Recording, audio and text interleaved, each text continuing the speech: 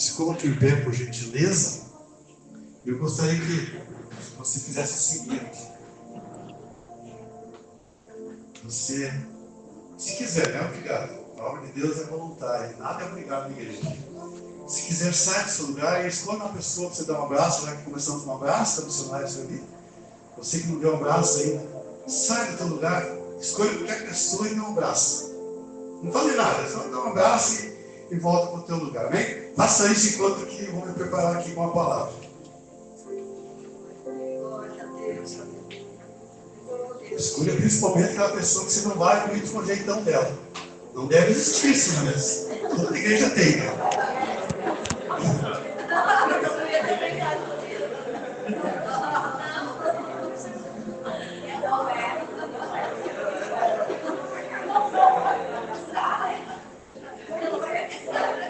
Glória a Deus.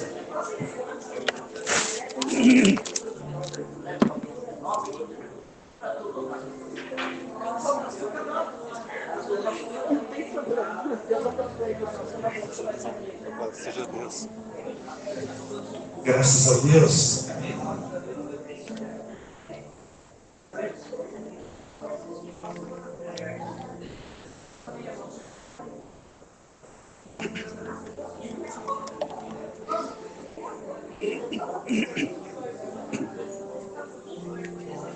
É algo bem importante, embora nós não damos muito valor para um abraço, mas um abraço fala muito. Um abraço, através desse gesto fraterno, muitas vezes é que a pessoa está precisando. A gente não sabe o interior da pessoa. Às vezes um abraço, apenas um abraço, ela está precisando. Porque muitas vezes é rejeitada pela sociedade, pela família, parentes, amigos, amigas. E naquele abraço, ela sabe que além de Deus, mas Jesus gosta de todo mundo, amém. Deus gosta de todo mundo, mas nós muitas vezes, o problema somos nós. Então a pessoa sabe que além de Deus, aquele irmão, aquela irmã, aquela pessoa deu um abraço forte, um abraço fraterno, um abraço de pessoa cristã, sem malícia nenhuma, um abraço de homem de Deus e mulher de Deus. Antes de entrar na palavra aqui, rapidamente, eu quero então que os irmãos prestem atenção, principalmente na palavra, e a palavra hoje, o título é Jesus, a luz do mundo. Diga comigo, Jesus, a luz do mundo. Quero rapidamente contar aqui então um testemunho, né, de mais um livramento que Deus me deu no final de semana, aí foi na quinta-feira, né, que a pastora orou, na círculo de oração, que a pastora sentiu de orar por um livramento. Na verdade, eu não sabia, né? Ela sentiu de orar, né, por mim. E já no final de semana, resumindo aqui, Deus me deu o livramento de... Eu não sei o que poderia acontecer, né? Se cortasse a veia aqui da mão. Eu estava com um estilete no bolso, trabalhando no jardim, no final de semana, aí eu sempre que eu fiz com o braço assim, rapidamente, eu costumo colocar no bolso, isso não devo fazer mais, não vou fazer mais isso. Coloquei esse estilete no bolso, trabalhando no jardim, mudando, tirando os galhos secos que a jada matou, e de repente eu sei que fazer rapidamente assim, passei o estilete.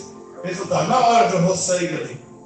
Mas o livramento de Deus está no seguinte, que não pegou nem uma veia, passou entre uma veia e outra. Se quiser depois, você pode ver aqui para comprovar. Eu gosto de falar e provar. O livramento de Deus, eu não sabia que poderia, eu não sei o que acontece, se não sou cientista, não sou biólogo, não sou formado nessa área, mas eu não sei o que acontecia se pegar assim uma veia, isso aqui, não sei se é uma veia principal não, mas certamente ia jorrar sangue adoidado, ia pegar bem na veia. Mas graças a Deus no livramento, a oração da pastora, que ela sentiu de orar, pegou entre uma veia e outra, mas não pegou em nenhuma veia, porque Deus deu o livramento. E se eu pudesse ficar nu aqui na igreja, claro que não vou fazer isso. Os irmãos vão ver meu corpo todo cheio de cicatrizes, de livramento que Deus me deu. Aleluia. Diga glória a Deus. Inclusive aquilo que muitas pessoas já sabem aqui, mas algumas não sabem, que é da picada da areia marrom, que eu tenho até hoje uma marca desse tamanho assim, do lado esquerdo aqui, do corpo. Isso para a glória do nome do Senhor Jesus, e para aquelas pessoas como a pastora, que sente de orar por outras pessoas, quando sente que aquela pessoa por direção do Espírito Santo, vai sofrer algum tipo de dano. Mas Deus já entra com o livramento lá na frente, então. Por isso que é importante você orar, não sabendo o motivo. Não importa o motivo. Olha, que Deus sabe o motivo. E Deus dá o livramento em nome de Jesus. Jesus, luz do mundo.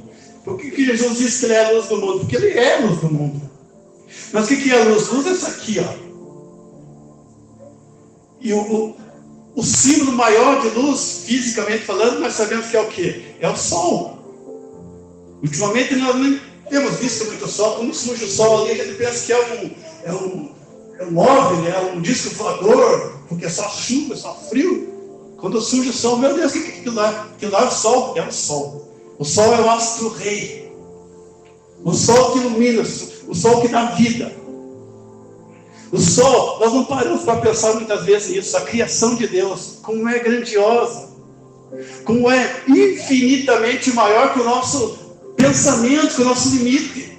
Nós olhamos para cima e olhamos o sol desse tamanho, olhamos a lua desse tamanho, mas se nós pararmos para estudar um pouco a parte astronômica, o que Deus criou, nós vemos que a nossa mente, diz que a mente do ser humano não tem limite, mas para as coisas de Deus tem limite, porque nós não conseguimos imaginar a grandeza que é o nosso universo. Você imagine que o Sol ele tem 333 mil vezes o tamanho da Terra. Você consegue imaginar isso? 333 mil vezes. Ele é maior que a Terra. É difícil até de imaginar uma coisa dessa, porque a Terra já é grande. Agora, segundo os cientistas, os astrônomos, astrólogos, dizem que a Terra é 333 mil vezes maior do que a Terra. Por isso é chamado de astro-rei. Ele cabe 1.333.000 vezes. A Terra cabe dentro do Sol. 1.300.000, até marquei aqui, 1.300.000 vezes. Se nós pudéssemos tirar a Terra e colocar no Sol, 1.300.000 terras dentro do Sol. Olha, imagina a grandeza da criação de Deus. É infinito, não tem como imaginar. Foge da nossa imaginação.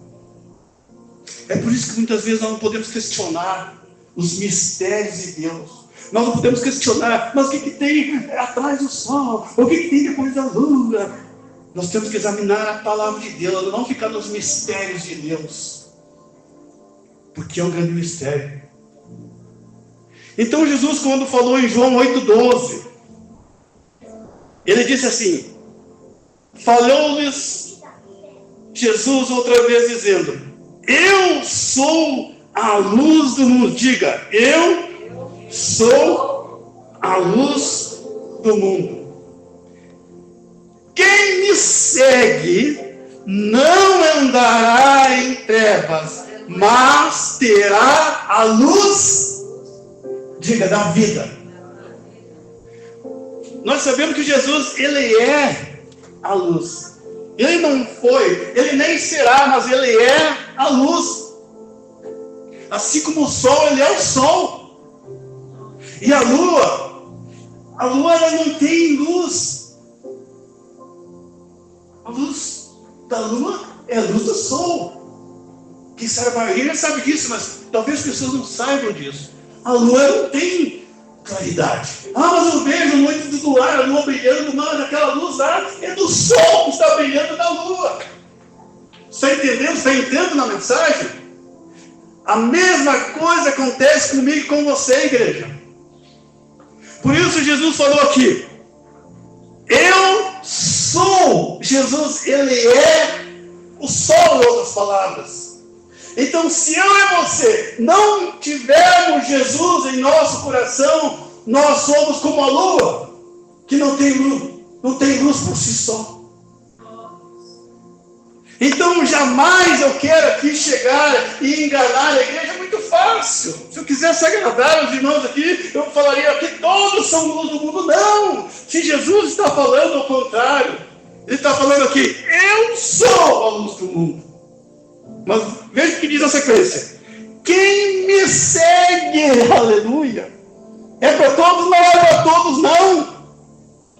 Mas fazer esforço para ter essa luz. Porque a gente vê na internet, eu não quero criticar ninguém, eu vejo tudo que é pregação, tudo que é mensagem, independente da denominação, eu ouço. Mas eu vejo muitos pastores querendo agradar a igreja e dizendo, aqui todo mundo vai para o céu, aqui todo mundo é abençoado. Não é verdade.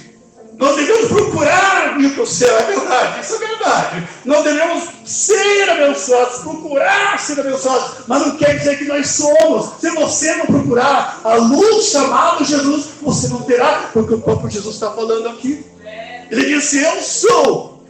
Quem me segue tem critérios, tem requisitos para ter a luz do mundo, tem requisitos para ser abençoados. Eu jamais quero passar a mão na cabeça da igreja e dizer, você vai para o céu. Não, eu não sou Deus, quem vai julgar é Deus. Eu prego a palavra de Deus. Eu não prego aqui denominação, eu não defendo aqui uma placa de igreja, não. Eu defendo a palavra de Deus na tua vida. Goste ou não goste, é a palavra. Como dizia o técnico Zagallo, vai ter que me engolir, porque eu prego a palavra de Deus. Para trás sou eu, para frente é a palavra. Para trás, quando ela não sabe virar, que negão feio, não sabe pregar, não sabe falar direito. Pode falar o que quiser, mas aqui para frente é a palavra. Questione com Deus, fale com Deus então. Olha o que diz, quem me segue não andará em trevas. Está mais claro que isso? Quem me segue. Ou seja, se você não seguir os passos de Jesus, você é a palavra, andará em trevas. Que é isso, pregador? Eu vim aqui para ouvir a palavra mamão com açúcar, porque eu quero subir para o céu, eu quero glorificar a Deus, eu quero comer o maná do céu, mas aquele vizinho lá não é louco, é macumbeiro e quer céu, só se for o céu da boca. Quem me segue não andará, olha o que diz o verbo andar. O verbo da primeira conjugação terminado em ar, andar. Quem me segue não andará, ou seja, é futuro, não é presente. Jesus não está falando aqui, anda, não, está falando andará, por quê? Porque tem uma condicionante, tem uma condição, seguir Jesus. Olha Lucas 9, 57 a 62. Um exemplo de como segue a Jesus. Lucas 9, 57 a 62. Acompanhe comigo a leitura. E aconteceu que, indo eles pelo caminho, lhe disse um: Senhor, seguir-te-ei para onde quer que fores. Sabe o que quer dizer isso? Quer dizer que você tem que ter muito cuidado quando você falar, eu não deixo Jesus por nada. É a mesma coisa. Não deixo Jesus de jeito maneira, como diz o caipira. E dá uma dor de barriga. Não vou mais na igreja. Eu fui naquela igreja, lá me deu dor de barriga, aquela pregação do pastor. Ele diz que não deixa Jesus por nada. Dá uma dor de cabeça. Nem busca a presença de Deus. E já pensa no doutor Doril. Me deu dor de cabeça. Doril. Me deu dor de barriga. O que é bom para dor de barriga? Alguém sabe? Eu não sei. Milog? Não. Sei lá o que.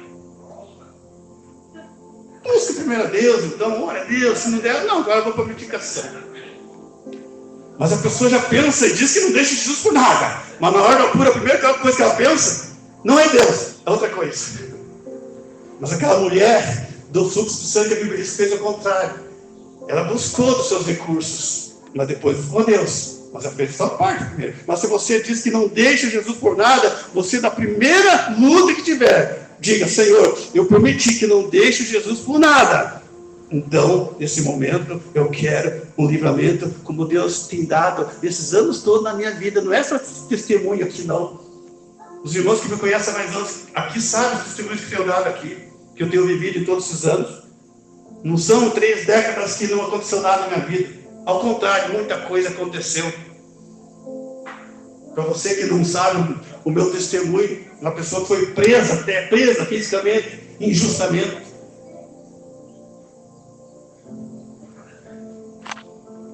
E aconteceu que indo eles pelo caminho, ele disse Senhor, seguir-te para onde quer que fores. Cuidado para falar isso. E disse Jesus, as raposas têm covis. Por que raposa? Raposa é comparada com um animal ardiloso, com um animal feroz, com um animal símbolo de maldade, que pega sua presa e come ali na hora.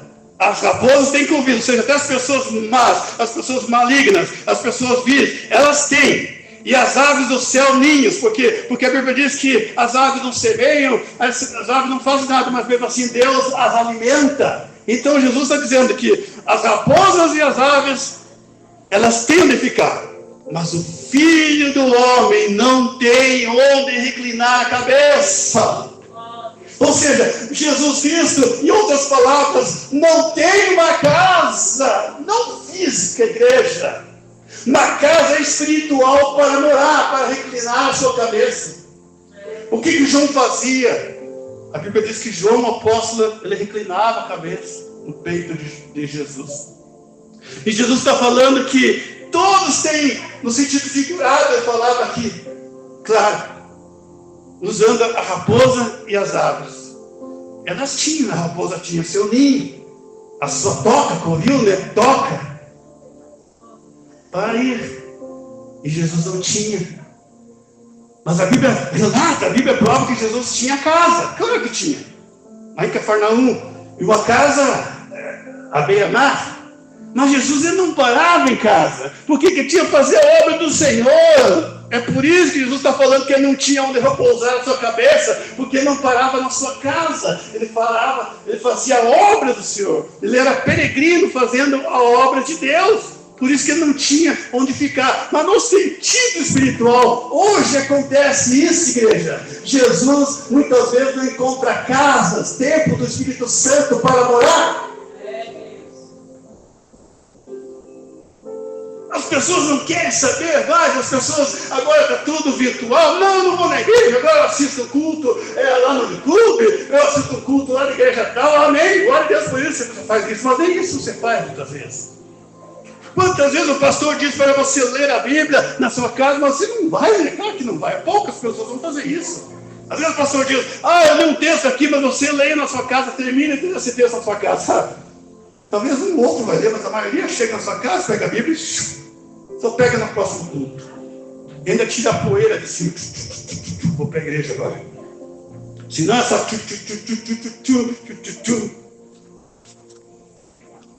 Redes sociais que tem levado muita gente até para o cemitério por causa disso. Ainda hoje eu vi uma notícia lá acho que de um rapaz que pediu para, não a mulher, que pediu para ver as redes sociais do marido, o marido não quis, foi lá e matou. Achou jeito de matar o marido por ciúme. Mas o Filho do Homem não tem onde reclinar a cabeça. E disse ao outro, segue-me. Mas ele respondeu, Senhor, deixa que primeiro, olha só a prioridade, deixa que primeiro eu vá enterrar meu pai. Eu posso fazer isso, mas deixa primeiro eu me formar na faculdade, pastor, dirigente de irmãs, deixa primeiro fazer aquele cursinho lá, depois eu vou fazer alguma coisa na obra. Eu posso fazer até isso, mas hoje eu tenho um vestibular. Deixa, é isso que quer dizer o texto.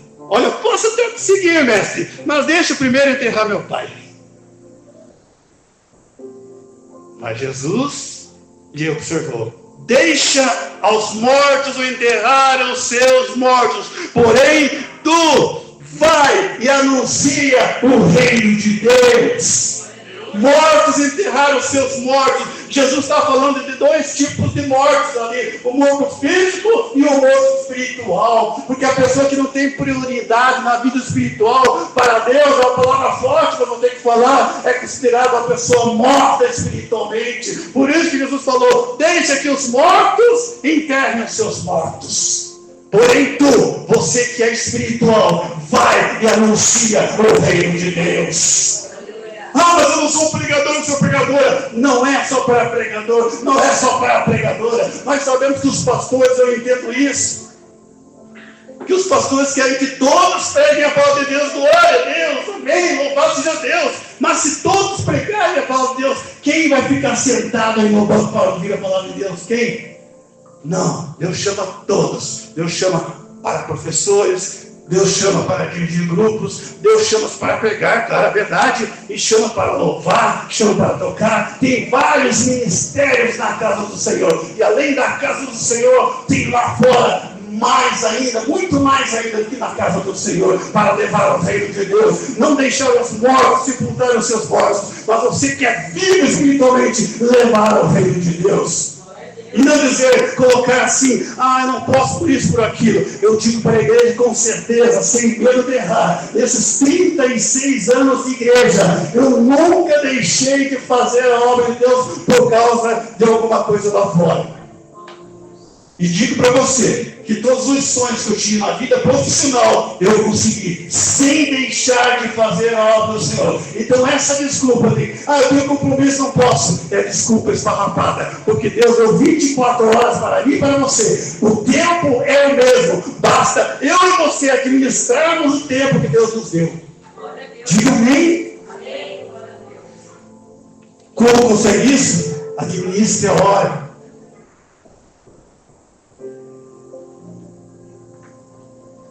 Tinha época que eu dava a escola bíblica para os jovens, para os adultos, dirigia uma congregação da vida argentina e ainda fazia programa de rádio na difusora Rio Negro. E dava tempo sim, e ainda fazia curso de química, técnica em química, no qual me formei, podendo lecionar, ser professor até depois de aposentado na área de química. E deixei de fazer obra do Senhor? Não, nunca deixei não. Achava tempo, dava jeito. Ficava até altas horas, muitas vezes, preparando lição bíblica, mas dava jeito. Tem jeito sim. Não deixa, deixa primeiro e deixa depois. Não deixa não. Vai fazer a obra do Senhor. O versículo 60 de Lucas 9. Mas Jesus observou, deixa os mortos enterrar seus mortos, porém tu vai e anuncia o reino de Deus. E a Bíblia diz que o reino de Deus não é comida e nem bebida, é espiritual. Disse também outro, Senhor, eu te seguirei, mas, olha o mas deixa-me despedir primeiro dos que estão em minha, alguém responde? Minha casa. Não está falando da casa, do material. Senhor, deixa-me despedir da minha mansão, porque vou ter que deixar. Não. Casa no sentido de família. E tem coisa que pega mais que família? Eu acho que não. Eu entendo que pode dar uma dor de barriga num filho, numa filha. Eu entendo. Claro que eu consigo entender. O pai e a mãe é capaz sim de faltar às obrigações do Senhor. Claro que é. E é perfeitamente normal, a gente entende isso. Mas tem aqueles que muitas vezes deixam cuidado de outro e vai na igreja buscar a bênção para o seu filho. Tem pessoas que, quando é a visita da casa, tem a coragem de pedir licença para a visita e, olha, está na hora do meu culto, vai me desculpar, me dá licença, mas agora, depois nós voltamos fazendo uma janta, tem um café, mas também agora eu tenho um compromisso, hoje eu vou levar a palavra. Tem gente que faz isso, mas a maioria não. Não, coloca fulano de tal na pregação, porque hoje tem uma feijoada, pastor. Coloca lá o negão lá para pregar no meu lugar. Glória a Deus, me sinto com maior alegria. Mas hoje tem uma feijoada, coloca, pastor, o negão lá para pregar no meu lugar.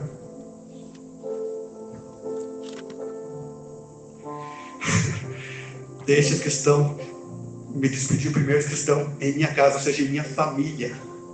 Não tem coisa que pega mais que família. Eu sei disso. Você lembra das pragas do Egito? Eu preguei uma vez sobre isso. Foram quantas pragas? Pregadores e pregadores me ajudem. Eu estou meio ficando velho, eu não consigo mais colocar na mente. Quantas pragas eram? 3. Não eram 3. Quantas? Quantas? Não, mas será? Quantas? 10? 10 pragas. E qual que é a praga que pegou? Quando os primogênitos, ou seja, mexeu na família, passaram nós, Faraó não deu bola. Agora, quando na 10ª praga, quando mexeu na família, os primogênitos, não. Aí pegou. Quando mexe na família, aí não tem jeito. Foi preciso Deus mexer na família, os primogênitos mataram, para que Faraó ele se atentasse. Não, pelo amor de Deus, sai daqui, vou embora. Mas a palavra aqui é outra, vamos ver. E o 62 do Lucas nota. E Jesus lhe disse: ninguém que lança a mão do arado e olha para trás é apto para o reino de Deus. Ninguém que pega do arado e fica olhando para trás é do reino de Deus. Mas para que você entenda isso, tem pessoas que nem sabem o que é arado. Hoje em dia quase não se usa mais arado. Um objeto que se coloca na terra, 2 bois na frente, puxando com a canga, com o jugo, colocado no pescoço. E aquele lavrador, aquele homem que está arando, os bois fazem força na frente, com aquela canga, com aquele jugo no pescoço. Por quê? No pescoço cada um, para não ir para um lado e para o outro, vão na mesma direção. O cristão tem que ir na mesma direção. E o homem atrás não faz força nenhum, não. O lavrador é que faz força, ele coloca o arado no chão e fica, e tem que forçar ali para os bois puxarem para fazer a valetinha, para depois colocar semente. Por isso que os bois têm que ir num sentido só, retinho, e o lavrador ali olhando para frente, para não sair torta aquela linha onde o semeador vai jogar sua semente. Aleluia, está entendendo o teor da mensagem? É esse significado. E o lavrador tem que fazer esforço, ou seja, o cristão ele tem que fazer esforço. E o lavrador não pode olhar para trás. Por isso que diz ali, quem lança a mão do arado e olha para trás, não é digno do reino de Deus. Porque se o lavrador for olhar para trás, certamente vai sair assim. Porque ele tem que ficar, colocar o arado ali na terra, e depois os bois vão forçando, fazendo aquela paleta assim para semear a semente, olhando sempre para frente, não para trás, para que não saia torto aquela paletinha quando vai ser jogada a semente. Assim é a minha vida e a tua vida. Se você olhar para trás, o teu caminho não vai ficar reto, ele vai ficar assim, no sentido espiritual. Por isso que Deus falou: quem lança a mão do arado e olha para trás não é digno do reino de Deus. Mas tem mais aqui, ó.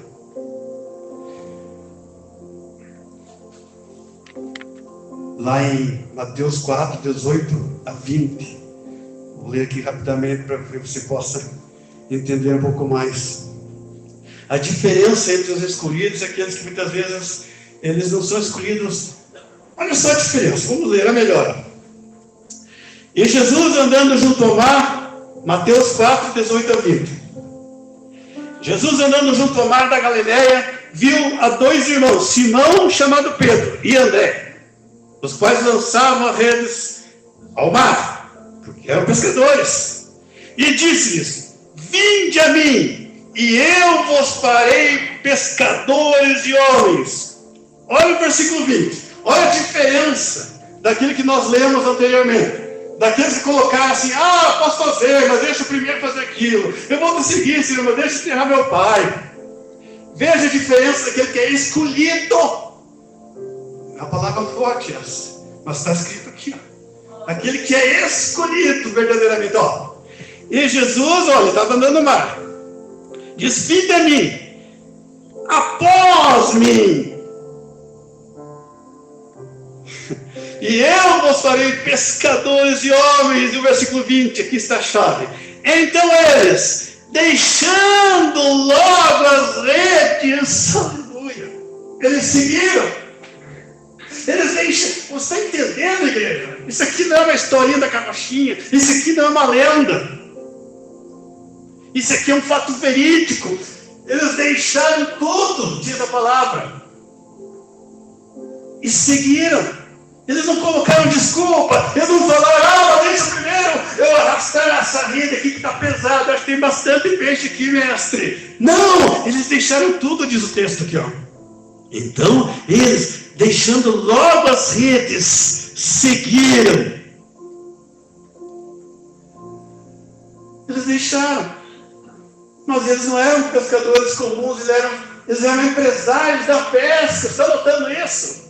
Quando a pessoa tem um chamado forte para a obra do Senhor, ela tem prazer em fazer a obra de Deus, ela tem alegria em fazer a obra do Senhor, ela tem alegria em levar a palavra, ainda que não seja pregador, não seja pregadora, mas na vida particular. Esta é a maior pregação, igreja.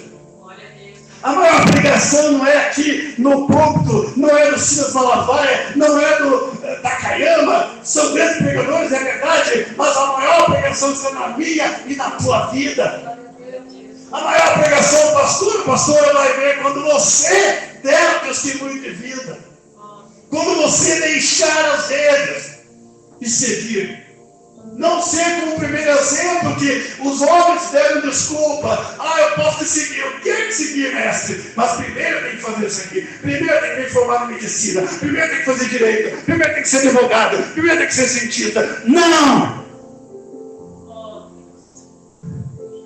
Mas se eu ficar só no evangelho, eu vou ficar pobre. Eu não vou ter tempo de estudar. Tem sim. Você acha que eu ganhei de graça? Você acha que o primeiro concurso que eu fiz eu já tive vitória? Não. Eu fiz dezenas de concursos e reprovei. Nem todos praticamente. Mas nunca desisti. Fazendo a obra e fazendo também a minha parte profissional. Fazendo a obra e estudando. Fazendo a obra e fazendo também a minha parte futura. Não dando desculpa. Lá em Mateus 5 agora. Olha a diferença.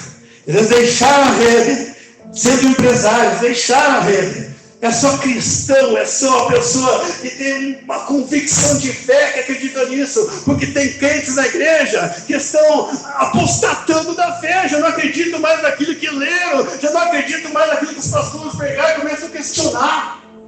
Começa a dizer, não, isso aqui, imagina que eles iam deixar as redes lá sendo empresários, iam deixar o barco lá para seguir Jesus. Mas está escrito, eu creio naquilo que está escrito. É ridículo? Pode até ser aos olhos humanos, mas eu acredito que está escrito na palavra. Diga amém. Eu sou muito questionador naquilo que não está na palavra. Eu estudo, eu vou no YouTube, eu pesquiso, faço isso, faço aquilo, mas eu fico com a palavra. Mas fulano de tal, os grandes historiadores falaram que na época de Jesus era assim, está na Bíblia. Não está. Eu vou escutar, mas não vou colocar certeza absoluta, não. Mateus 5:1, veja o que diz lá. E Jesus, vendo a multidão, subiu ao monte, e assentando-se, presta atenção agora, vírgula, aproximaram-se dele os seus discípulos. Está entendendo a profundeza desse versículo? Só esse versículo aqui, ó. Você é discípulo de Jesus, diga amém. Vai tomando posse da palavra. Vendo a multidão, subiu ao monte e assentando-se, aproximaram-se dele os seus discípulos. Aleluia! Isso, como diz o apóstolo lá, para aplaudir de pé, é para dar glória de pé, porque você tem que ser um discípulo de Cristo. Porque a Bíblia diz que eles foram os primeiros a se aproximarem. Claro, a Bíblia diz também que tinha multidão, tinha pessoas, mas a Bíblia diz que os primeiros eram os seus discípulos. E isso aqui eu não escrevi, não. Eu estou tirando agora desse versículo essa mensagem. Estes são os escolhidos. Por isso que Jesus escolheu os 12. Nós nunca paramos para pensar nisso. Por que ele escolheu os 12? Porque eram pessoas especiais. Não que todos não tenham salvação, todos têm direito à salvação, mas a própria Bíblia diz que multidão, são os chamados e poucos os escolhidos. Aleluia! Você é o escolhido de um, dá glória a Deus bem forte e diga: eu sou! Diga: eu sou! O escolhido do Senhor. Fala bem forte. porque você falando bem forte, você dá um soco na cara de Satanás que diz que você não é nada, que diz que você é um pauperco, que você é um crente parado. Não, diga: eu sou um filho, uma filha de Deus. Eu sou um discípulo de Deus. O que um discípulo faz? Ele acompanha o seu mestre. Um discípulo, ele aprende do seu mestre. Tem o mestre chamado Jesus e tem o discípulo. Tem o mestre que ensina capoeira, tem o mestre que ensina artes marciais. Embaixo tem os discípulos, e os discípulos querem ser igual ao mestre. Aleluia! Os discípulos querem ser igual a Jesus. Pedro queria caminhar por cima da água porque viu o mestre fazer. O discípulo verdadeiro, a discípula verdadeira, quer ser igual ao seu mestre. Não quer dar desculpa, não. A única desculpa que é válida, que eu creio que é válida, é caso de doença, caso de enfermidade, algum motivo de força maior mesmo. Mas no mais eu não creio que tenha motivo suficiente para dizer: não, eu não posso fazer por causa disso, por causa daquilo. Deixa eu primeiro fazer aquilo, depois eu decido. Deixa eu primeiro fazer isso.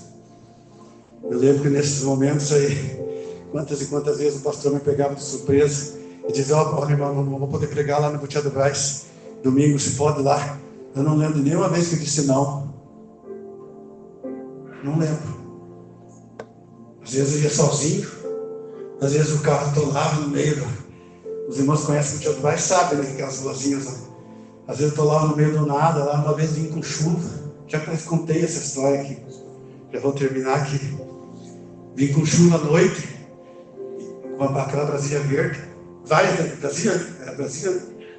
Acredite se quiser. Por isso que eu digo, a palavra de Deus é para cristãos que realmente tem convicção naquilo que crê. E todo testemunho que é dado aqui, a pessoa diz: glória a Deus, porque eu creio nisso.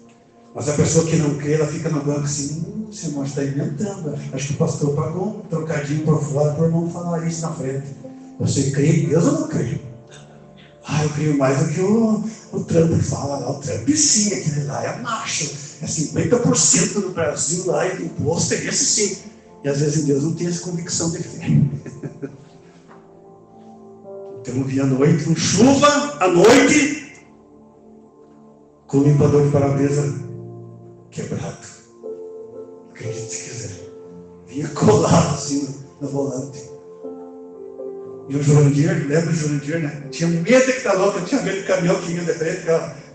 O Jurandir só se explica assim no lado. E eu ali no volante. Aconteceu alguma coisa? Não. Chegamos em Mafra, glória a Deus por isso. Somos e salvos. E a semente da palavra ficou lá, naquela vala feita por um lavrador chamado Jesus Cristo. Onde é colocada a semente que vai germinar, que vai dar fruto. E lá em Mateus 5:1, complementando ali, ó. Vendo a multidão subir o monte, e assentando-se aproximaram dele os seus discípulos. Por que Jesus queria os discípulos perto? Porque os discípulos tinham que levar a palavra de Deus para a multidão, porque Jesus estava prevendo que lá na frente ele não ia poder mais. Então os discípulos estavam ali na frente para ouvir o sermão, que aqui trata-se do sermão da montanha. Ele ia passar as bem-aventuranças, ia passar tudo aquilo que você já conhece, estava ali na sequência, para os discípulos, para eles levarem para a multidão, para o povo. E aqui nessa noite você, nós somos os discípulos de Cristo que vamos levar a nossa mensagem através da palavra para a multidão que está aí fora. Esta é a mensagem. Em Mateus 5, versículo 14. 5:14, você que tem a Bíblia. Vós sois a luz do mundo. Para terminar esse versículo. Não se pode esconder uma cidade edificada sobre um monte. Olha, presta atenção no versículo, igreja. Não se pode esconder uma cidade edificada Sentido espiritual, igreja, lá em cima, a fé, a convicção, edificada sobre o monte. Não se pode esconder um filho e uma filha de Deus quando tem a luz do mundo, mas não do mundo secular, que é Jesus Cristo. Jesus é a luz do mundo. Eu sou, disse Jesus, a luz do mundo. Então não se pode esconder um cristão, um filho e uma filha de Deus, porque ele está lá no monte, porque a luz tem que ficar lá no monte, a luz tem que ficar pendurada na parede para iluminar toda a casa, a luz tem que ficar no teto para iluminar toda a casa, toda a família. Assim eu e você, a igreja do Senhor, tem que colocar lá em cima, não no sentido de orgulho, mas no sentido espiritual, uma pessoa que é bem vista, uma pessoa que é exemplo, uma pessoa que é espelho, que você olha e diz, olha aquele irmão, às vezes não diz nada. Às vezes fica quieta, mas fica pensando, puxa, aquele irmão tem uma fé, aquela irmã tem uma fé, aquela irmã me encanta missionária, essa não tem uma fé. Veja os estudantes que ela tem na família. Quantas vezes eu comentei isso com a minha esposa, com a minha família lá, o problema tem com o filho. E desde que eu conheço ela, desde a minha juventude aqui no final, essa mulher que eu conheço, que eu acredito que conheço, mulher de fé, uma mulher que não deixa Jesus por nada. Essa pode dizer que é uma discípula de Jesus, assim como muitas pessoas aqui também, não todas, mas algumas pessoas podem dar exemplo. Sim, eu sou discípula, porque apesar da minha luta na família, na casa, até na vida profissional, quem sabe, eu permaneço firme na presença de Deus. Esse discípulo, eu não vou tentar agradar a igreja aqui e dizer que todos são discípulos. Não, eu vou estar indo contra a palavra de Deus, contra Jesus. Veja o que ele diz ali no versículo agora para terminar, olha só. Para que Jesus falou isso aqui, ó? Vós sois a luz do mundo. Não se pode esconder uma cidade edificada sobre um monte. Jesus não falou para a multidão. Sim, a multidão estava presente, porque a Bíblia diz que a multidão ficou lá, os discípulos chegaram perto de Jesus. A multidão ouviu também, claro, é bom ouvir. Mas Jesus falou para os discípulos. Aleluia! Oh, glória a Deus! Deus está falando para você, então, diretamente, que é discípulo e discípula de Cristo. Você não é multidão, diga eu não sou multidão. Porque Jesus falou isso aqui especificamente para os discípulos. Por isso ele falou aqui, vós sois. Está vendo a diferença, gente? Jesus não está falando aqui vocês eram, ou vocês serão, não. Jesus falou, vós sois a luz do mundo. Você é, em outras palavras, você não foi nem será. A Bíblia está dizendo que você é a luz do mundo. Está dizendo que você é, porque Jesus está falando para os discípulos. E discípulos sou eu e você. Nós somos discípulos. Eu não quero ser multidão, eu quero ser discípulo. Porque Jesus falou para os discípulos, vós sois. Você é a luz do mundo. E não se pode ficar escondido debaixo de uma cadeira. Você não coloca um lampião, uma lanterna, uma vela, uma luz embaixo da cadeira. Não.